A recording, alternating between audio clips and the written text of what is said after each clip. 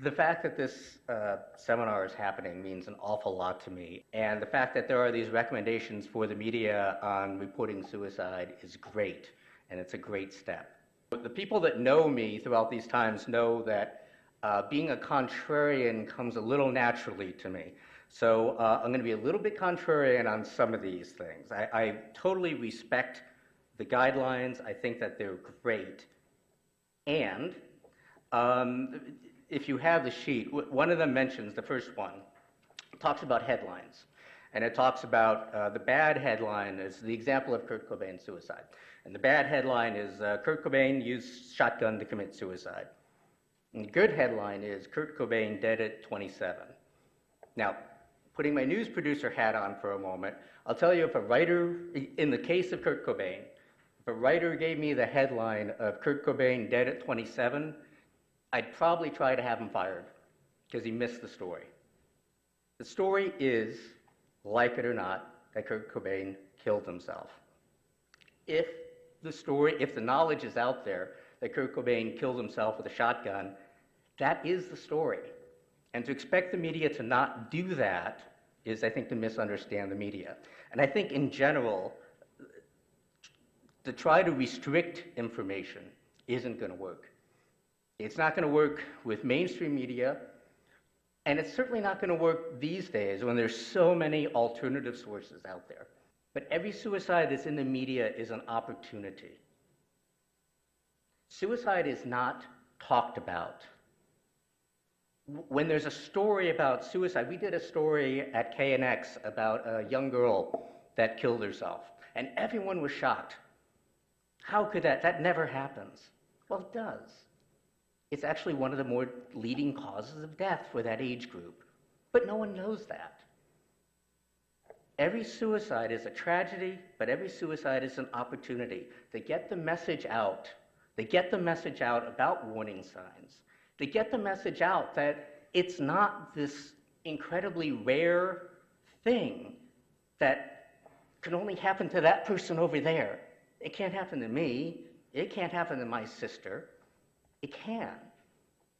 And with the tragic event of a suicide, that can get out there, as well as the resources that are in place to help people get help. One of the things in the recommendations is that the media should go to suicide prevention experts instead of first responders, police, fire. Absolutely. You know why media go to first responders? I have Commander Andy Smith's number on my cell phone. He's with the LAPD. He's a spokesman for the LAPD. I have Steve Whitmore's number on my cell phone. He's a spokesman for the LA County Sheriff's Department. I can get them. I can get them fast. I had an example where I was doing a story, and I'm going to pick on the LA County Psychological Association, but it's nothing against them. It's an example. I don't remember what the story was, but I needed to talk to a therapist, an expert on whatever aspect of this mental disorder. And what they did, completely their protocol, they gave me 3 numbers, kind of like I was a patient. I get 3 referrals, 3 numbers of people that are experts in that field. So I called them, and therapists, I'm as guilty of this as anyone, therapists never actually answer their phones. I don't know if you know that, ever.